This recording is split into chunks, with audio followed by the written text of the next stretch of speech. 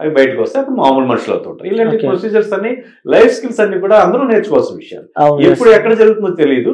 అది it is death and life. తెలిస్తే బతుకు, తెలియకపోతే ఆ పేషెంట్ ఆ వ్యక్తి అక్కడ మనం కోల్పోతాం. Okay, so next sir HIV AIDS. So నేటి సమాజంలో చాలా ఎక్కువ చూస్తూ ఉన్నాం. లైక్ అంటే అక్రమ సంబంధాలు అంటారు. లైక్ అంటే పెళ్ళైన తర్వాత కూడా సో వేరే వాళ్ళతో అక్రమ సంబంధాలు పెట్టుకొని సో ఈ ప్రజెంట్ ఉన్న సిచ్యువేషన్ లో బాగా చూస్తున్నాం మనం. లైక్ అంటే గతంలో ఒకప్పుడు HIV వస్తే పక్కా వ్యక్తి చనిపోవాల్సిందే, సో నో మెడిసిన్ అని వింటూ ఉంటాం. బట్ ఇప్పుడున్న జనరేషన్ లో సో దానికి ఒక మందు ఉందని చెప్పి కూడా చాలా మంది అంటూ ఉంటారు.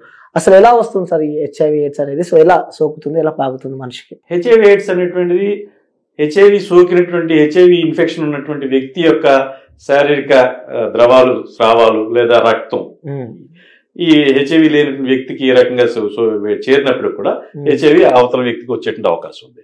సో ఇది ప్రధానంగా సెక్స్ ద్వారా జరుగుతుంది.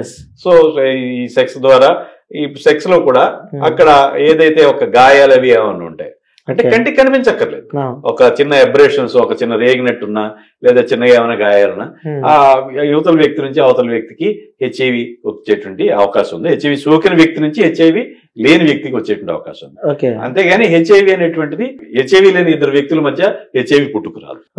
HIV ఉన్న వ్యక్తుల నుంచే అది సోకుతుందని చెప్పి అంటున్నారు.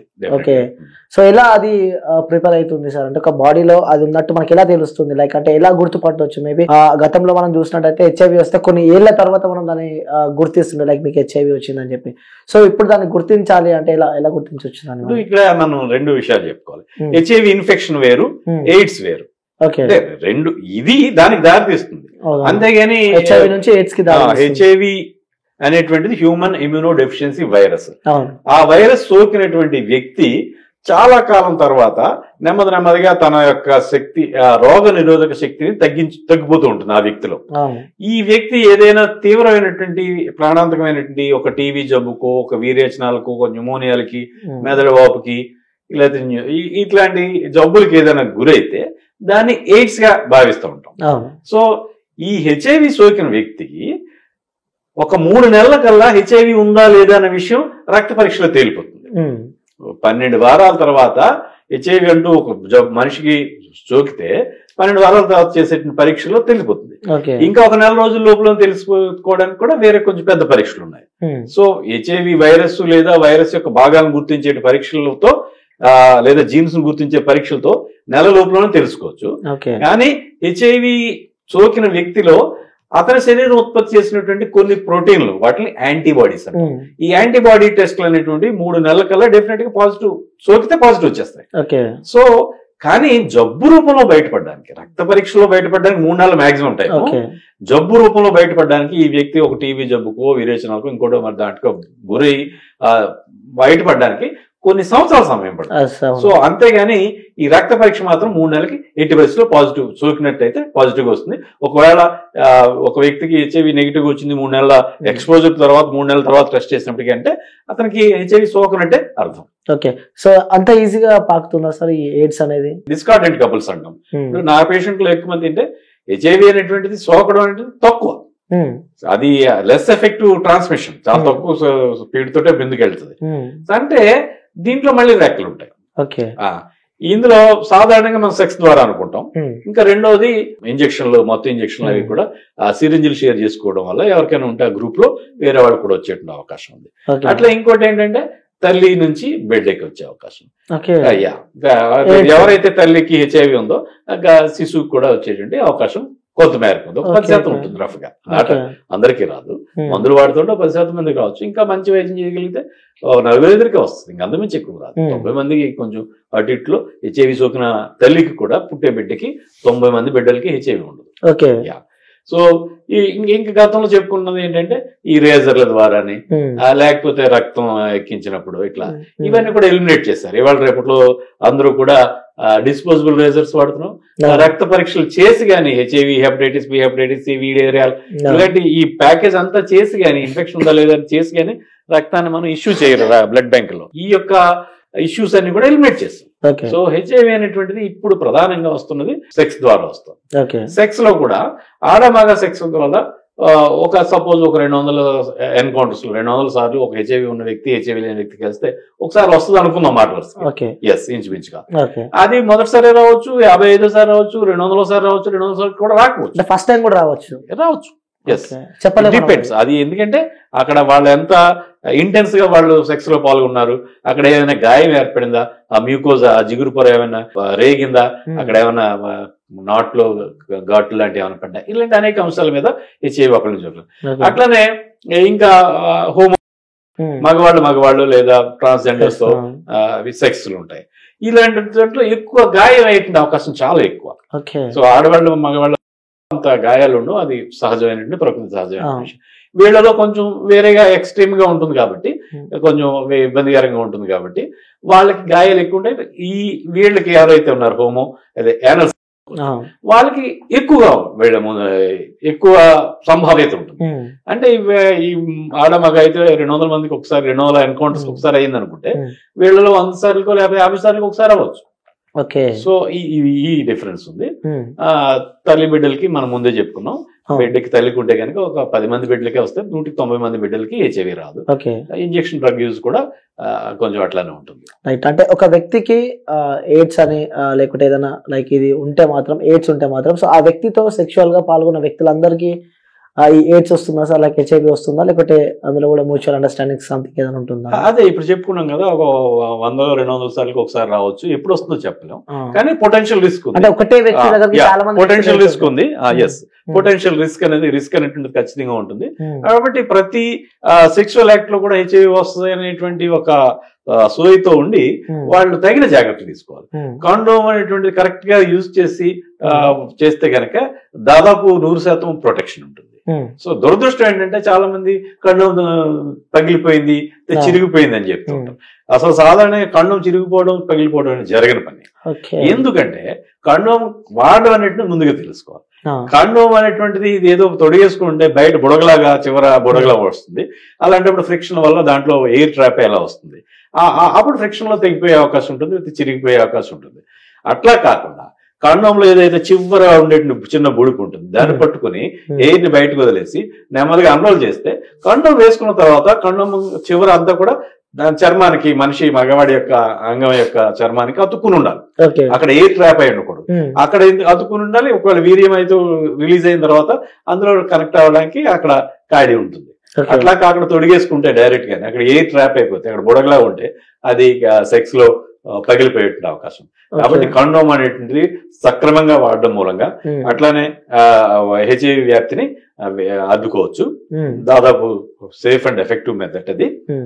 అలాగే తల్లికి హెచ్ఐవి పాజిటివ్ అయితే బిడ్డకి సోకకుండా ఉండడానికి ఈ యాంటీరిట్రోవైరల్స్ అనేటువంటి మొదటి నుంచి వాడడం వల్ల వైరల్ లోడ్ బాగా తగ్గుతుంది. ఆ రకంగా వాళ్ళకి బిడ్డకి రాకుండా ఉంటుంది. సో ముఖ్యంగా సేఫ్టీస్ ఎక్కువ యూజ్ చేయాలని చెప్పి చెప్తున్నారు. లైక్ అంటే ఆ సేఫ్టీస్ అంటే ఒక వ్యక్తికి లైక్ ఎయిడ్స్ ఉంది, సో సేఫ్టీ పెట్టుకొని వాళ్ళు వేరే వాళ్ళు చేసినా కూడా ఇక్కడ ఏం ఎఫెక్ట్ ఉండదా? లైక్ అంటే ఎంతమంది చేసినా ఎఫెక్ట్ ఉండదు అనమాట. అయితే అండ్ దాదాపుగా రక్షణ అనేటువంటి చాలా వరకు ఉంటుంది. ఓకే, సో ప్రీవియస్ గా చూసుకుంటే సార్ ఎలా ఉండే ఎయిడ్స్ కి సంబంధించి, సో ప్రజెంట్ ఉన్న situation, so day to day life లో ఏ విధంగా ఉంది కంపేర్ టు పాస్ట్? అప్పుడు ఎక్కువ ఉందా, ఇప్పుడు ప్రజెంట్ ఉన్న జనరేషన్ ఎక్కువ ఉందంటే ఏం చెప్తారు మీరు? హెచ్ఐవి ఏంటంటే ఇప్పుడు మన కోవిడ్ ఉంది, కరోనా వైరస్ ఉంది, ఒకసారి స్పిల్ ఓవర్ అయ్యి వేరే జంతువులు, బ్యాట్స్ వాటి నుంచి మనకి మానవ సమాజాలకి సమూహంలోకి వచ్చిన తర్వాత అది మనలో భాగం అయిపోతుంది. హెచ్ఐవి కూడా జీవితకాలం జబ్బు. ఇది ఒకసారి హెచ్ఐవి ఇన్ఫెక్షన్ వచ్చిన తర్వాత జీవితకాలం అంతా కూడా అతను హెచ్ఐవి బాధితుడిగానే, హెచ్ఐవి వ్యాధిగ్రస్తంగానే ఉంటారు. వైద్యం తీసుకుంటూ వైరస్ అదుపులో చేసుకుంటూ ఆరోగ్యంగా జీవించవచ్చు, అది వేరే విషయం. కానీ వైరస్ ఇన్ఫెక్షన్ మాత్రం లైఫ్ లాంగ్ ఉండిపోతుంది. సో ఇప్పుడు మీరు అడిగింది ఏంటి, హెచ్ఐవి అనేటువంటిది ఇంక్రీజ్ అయిందా లేకపోతే డిక్రీజ్ అయిందా? ఇప్పుడు మన భారతదేశంలో ప్రస్తుతం 25 లక్షల మంది హెచ్ఐవి ఎయిడ్స్ వ్యాధిగ్రస్తులు ఉన్నారు. తెలుగు రాష్ట్రాల్లో 5 లక్షల మంది హెచ్ఐవి వ్యాధిగ్రస్తులు ఉన్నారు. భారతదేశం జనాభాలో తెలుగు రాష్ట్రాల జనాభా అంటే 16 మందికి ఒకళ్ళు తెలుగు వాళ్ళు ఉన్నారు. అంటే 6% మంది, కొంచెం అటు ఇట్లు తెలుగు వాళ్ళు. భారతదేశం జనాభాలో 6% తెలుగు వాళ్ళు, 16 మందిలో ఒకళ్ళు తెలుగు వాళ్ళు. కానీ ఎయిడ్స్ వ్యాధిగ్రస్తుల్లో 25 లక్షలు 5 లక్షల మంది ఉన్నారంటే ఒక 5గురిలోనూ ఒకళ్ళు తెలుగు వాళ్ళు. అవును. సో 20% మనకి తెలుగు వాళ్ళు రోగులు ఉన్నారంటే తెలుగు జనాభా 6% అయినప్పటికీ 20% హెచ్ఐవి పేషెంట్లు తెలుగు పేషెంట్లు ఇండియాలో. ఇది చాలా ఆందోళనకరమైన విషయం. మనం సందర్భం వచ్చినప్పుడల్లా కూడా ఈ హెచ్ఐవి ఎయిడ్స్ పొంచి ఉంది, ఈ ఇవాళ రేపట్లో కొంచెం మన సమాజంలో యాటిట్యూడ్ లో పెర్మిసివ్నెస్ వచ్చింది, ఒక రకమైనటువంటి విలువల సడలింపు ధోరణి వచ్చింది, ఒక రకమైనటువంటి కూడా పెరిగిందని చెప్పొచ్చు. దాని మూలంగా ఒకప్పుడు ఎప్పుడో ఒక మన ఆరోగ్య శాఖ మంత్రి ఒక ఆవిడ ఉండేవారు, ఆవిడ ఒక మాట అన్నారు, నువ్వు ఎవరితో పడుకున్నావు నాకు అనవసరం, కండం వాడేవాలేదు అన్నది నాకు అవసరం అండి. ఆ రకమైనటువంటి యాటిట్యూడ్, ఖచ్చితంగా కండం వాడాలి అనేటువంటిది అందరూ రికార్డ్ చేసుకోవాలి, రిజిస్టర్ చేసుకోవాలి. దురదృష్టం ఏంటంటే గతంలో ఎక్కువగా పేదలు లేకపోతే ఎక్కువగా చదువుకోలేని వాళ్ళు చేయవచ్చు. ఇవాళ రేపట్లో కొంచెం ఏదైతే మనం పెర్మిసివ్నెస్ పెరిగింది యాటిట్యూడ్ లో, దీని మూలంగా కొంచెం లిక్కర్ తీసుకుని సెక్స్ లో పాల్గొనడం వల్ల దానివల్ల ఏంటంటే కన్ను వాడాలనేటువంటి ఆలోచన ఉండదు. ఒకసారి లిక్కర్ అంటూ తీసుకున్న తర్వాత నేను అన్నింటికీ అతీతుడు, పులిరాజా అని నాకు ఎయిడ్స్ అవసరాలకు ఉన్నా రాదు అనేటువంటి భావంలోకి వెళ్ళిపోతారు. కాబట్టి దాన్ని విడిగా చూసుకోవాలి. అది వేరే సెషన్, ఇది వేరే సెషన్ గా చూసుకోవాలి తప్ప ఇట్లాగా ఆ సోయి ఉన్న మర్చిపోయేంత ఎక్కువగా తాగి ముందుకి అనేటువంటిది అది ఖచ్చితంగా శ్రేయస్కరం కాదు. హెచ్ఐవి ఎయిడ్స్ ఇటీవల కాలంలో మిడిల్ క్లాస్ లోను అట్లా చదువుకున్న వాళ్ళలోను ఎక్కువగా రావడానికి ఈ రకమైనటువంటి ఈ మద్యం అనేటువంటిది, అట్లనే ఈ సెక్సువల్ యాటిట్యూడ్స్ లో వచ్చినటువంటి మార్పులు కారణం నేను భావిస్తున్నాను. ఓకే, సో అత్యంత భయంకరమైన వైరస్ అంటే క్యాన్సర్ అని చెప్తూ ఉంటారు సార్. అంటే క్యాన్సర్ డేంజరా లేకుంటే ఈ హెచ్ఐవి డేంజర్ అంటే ఏం చెప్తారు మీరు? క్యాన్సర్ అనేటువంటిది వైరస్ కాదు, అది అనేక రకాల కారణాల వల్ల వస్తూ ఉంటుంది. కొన్ని క్యాన్సర్లకు వైరస్ వల్ల కూడా వస్తుంటాయి. క్యాన్సర్ అనేటువంటిది ప్రాణాంతకం జబ్బు, అది వైద్యం కొంచెం ఒక పార్టీ ముదిరిన తర్వాత గుర్తించిన లేదా కొంచెం ముందుగా గుర్తించిన దాని ట్రీట్మెంట్ తోటి చాలా ఇబ్బందులు పడాల్సి వస్తుంటుంది. హెచ్ఐవి అనేటువంటిది యాంటీరిట్రోవైరల్స్ తీసుకుంటూ ఉంటే సక్రమంగా వాడగలిగితే వీళ్ళు దీర్ఘకాలం మామూలు జీవితం బతుకుతూ ఉంటారు. ఉదాహరణకి అమెరికాలో వాళ్ళ సాధారణ జనసామాన్యం యొక్క జీవన పరిమాణం ఒక 80 సంవత్సరాలు లైఫ్ ఎక్స్పెక్టెన్సీ అండి. వాళ్ళ హెచ్ఐవి రోగుల్లో ఇది 72 సంవత్సరాలు ఉంది. అంటే 80 సంవత్సరాలు జనరల్ పబ్లిక్ వాళ్ళు బతుకుతూ ఉంటే వాళ్ళ ఆయుష్ ప్రమాణం అనుకుంటే హెచ్ఐవి రోగుల్లో 72 సంవత్సరాలు బతుకుతున్నారు. అంటే 90% జనరల్ పబ్లిక్ తో పోలిస్తే, జనరల్ పాపులేషన్ తో పోలిస్తే వీళ్ళ లైఫ్ ఎక్స్పెక్టెన్సీ ఆల్మోస్ట్ 90% ఉంది, అనగా దాదాపు దగ్గరగా ఉంది. కాబట్టి హెచ్ఐవి సోకిన వాళ్ళు మందులు వాడుకుంటూ దీర్ఘకాలం ఆరోగ్యంగా బతికేటువంటి అవకాశం ఉంది. ఓకే, సో దానికి మెడిసిన్ అయితే పక్కా ఉంది, లైక్ ఎయిడ్స్ కి సంబంధించి కూడా మెడిసిన్ ఉందంటారు మీరు? మెడిసిన్ అంటే ఇప్పుడు బీపీకి, షుగర్ కి, థైరాయిడ్ కి ఇలాంటి దీర్ఘకాలికమైన సమస్యలకి మందులు వాడుకుంటూ ఎట్లాగా జీవితాన్ని ప్రొడక్టివ్ గా పనిపాట్లు చేసుకుంటూ సాధారణ జీవితం గడుపుతున్నాము. ఈ సమయంలో క్యూర్ అవుతుందని చెప్పొచ్చా సార్? అంటే 2 years కి 3 years కి క్యూర్ అవుతుందని చెప్పగలుగుతాం మనం ఒకవేళ ఎయిడ్స్ వచ్చి మెడిసిన్ తీసుకున్న వ్యక్తులకి? క్యూర్ అయ్యేటువంటి మందులు అయితే ప్రస్తుతం లేవు, కానీ క్యూర్ టెక్నాలజీస్ చాలా ఎక్కువ ప్రామిసింగ్ గా ఉన్నాయి. ఇప్పుడు హెచ్ఐవి అనేటువంటిది ఎందుకు క్యూర్ లేదు అంటే ఈ వైరస్ యొక్క జీన్స్ మనిషి యొక్క జీన్స్ లోకి ఇంటిగ్రేట్ అయిపోతాయి, కలిసిపోతాయి. సో వాటిని ఇప్పుడు కట్ చేసి తీసేయగలిగే టెక్నాలజీని క్రిస్పర్ కాస్9 ఇట్లాంటి ఇన్విట్రో ఎక్సెషన్, ఇట్లాంటి ఎక్స్వివో ఎక్సెషన్, ఇట్లాంటి అనేక రకాల టెక్నాలజీ డెవలప్ అవుతున్నాయి.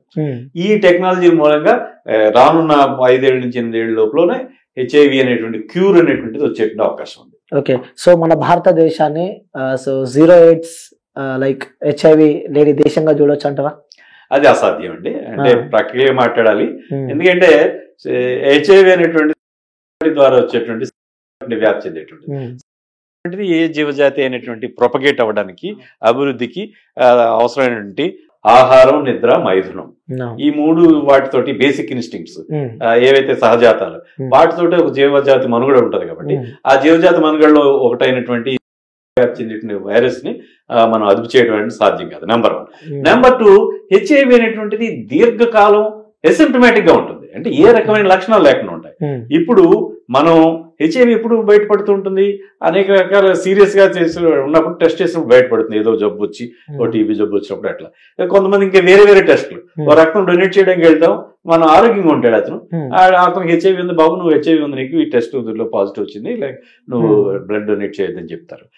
లేకపోతే గర్భిణీ స్త్రీ మామూలుగా టెస్టులు చేస్తారు, లేదా ఒక సుఖవ్యాధి టెస్ట్ చేస్తారు, లేదా ఒక సర్జరీకి ఏదో ప్లాన్ చేస్తూ ఉంటారు, టెస్టులు చేస్తారు, హెచ్ఐవి పాజిటివ్ అని తేలుతూ ఉంటారు. సో హెచ్ఐవి పాజిటివ్ అనేటువంటిది 100కి 86% మందిలో మాత్రమే గుర్తించాం. ఇంకా 14% మంది ఇంకా గుర్తించాల్సిన అవసరం ఉంది. వాళ్ళు డయాగ్నోస్ చేయాల్సిన అవసరం ఉంది. వాళ్ళు రేపు బయటపడవచ్చు, వచ్చే నెల బయటపడవచ్చు, 10 సంవత్సరం బయటపడవచ్చు, 5, 4, 5 ఏళ్ళ తర్వాత బయటపడవచ్చు, 10 ఏళ్ళ తర్వాత కూడా బయటపడవచ్చు. సో ఈ 14% మంది ఏ విధమైన లక్షణాలు లేకుండా మన సమాజంలో ఉన్నారు. సో వాళ్ళు లక్షణాలు లేకపోయినప్పటికీ కూడా ఎదుటి వాళ్ళకి జబ్బు చేయగలిగేటువంటి పరిస్థితిలోనే ఉంటారు. అందువల్ల ఏదైతే దీర్ఘకాలిక జబ్బు కాబట్టి ఈ లక్షణాలు లేకుండా ఉండేటువంటి పరిస్థితులు కూడా చాలా ఎక్కువ మందిలో ఉంటది కాబట్టి హెచ్ఐవి అనేటువంటిది జీరో హెచ్ఐవి భారతదేశం అనేటువంటిది అది జరిగే పని కాదు. ఓకే, సో సార్ మంచి వాల్యుబుల్ మెసేజ్ ఇచ్చారు. సో చివరిగా చూసే వీక్షకులు ప్రేక్షకులకి మీరు చెప్పాలంటే ఏం చెప్తారు వాళ్ళకి? ఒకటి, హెచ్ఐవి అనేటువంటిది జీవితకాలపు సమస్య. సంబంధించి ఇటీవల కాలంలో వచ్చినటువంటి ఒక సడలింపు ధోరణి వల్ల యాక్టివిటీ బాగా పెరిగింది. అయితే దాన్ని విడిగా చూడాలి. ఒక లెక్క తీసుకుని ఒక సెషన్ పెట్టుకోవడం ఇట్లాంటి వాటి వల్ల ఖచ్చితంగా మీరు కండోమ్ వాడే అవకాశం కోల్పోతుంటారు, కండోమ్ వాడకుండా ఉంటారు. అట్లా కండోమ్ ఎట్లా వాడాలని కూడా స్పష్టంగా తెలుసుకోవాల్సిన అవసరం ఉంది. హెచ్ఐవి పొంచి ఉంది అనేటువంటిది, కండోమ్ వాడడం అనేటువంటిది ఎదుటి మనిషిని నమ్మటం లేదనేటువంటిది కాదు. అది మనం హెచ్ఐవి టెస్ట్ ఇద్దరు చేయించుకోలేదు కాబట్టి ఇద్దరు ఒకరినొకరి యొక్క గౌరవం, ఒకరికొకరి ఆరోగ్యం పట్ల, జీవితం పట్ల శ్రద్ధ వహించడంగా భావించి ప్రతి ఎక్స్ట్రా మ్యారిటల్ రిలేషన్లోను, వ్యవహారంలోను, ప్రతి ఎన్కౌంటర్ కి కండోమ్ తప్పనిసరిగా వాడాలి. అలాగే గర్భిణీ స్త్రీలు వాళ్ళు తప్పనిసరిగా హెచ్ఐవి టెస్ట్ చేయించుకుని అవసరమైతే మందులు వాడాలి. అలాగే ఇంజెక్షన్ డ్రగ్ యూజర్స్ ఎవరైతే ఉన్నారో వాళ్ళు ఎట్టి పరిస్థితుల్లోనూ నీడిల్ షేరింగ్లు, సిరింజ్ షేరింగ్లు అనేటువంటి చేయకూడదు. Okay, so thank you sir, thank you so much. మంచి వాల్యుబుల్ ఇన్ఫర్మేషన్ ఇచ్చారు. Thank you.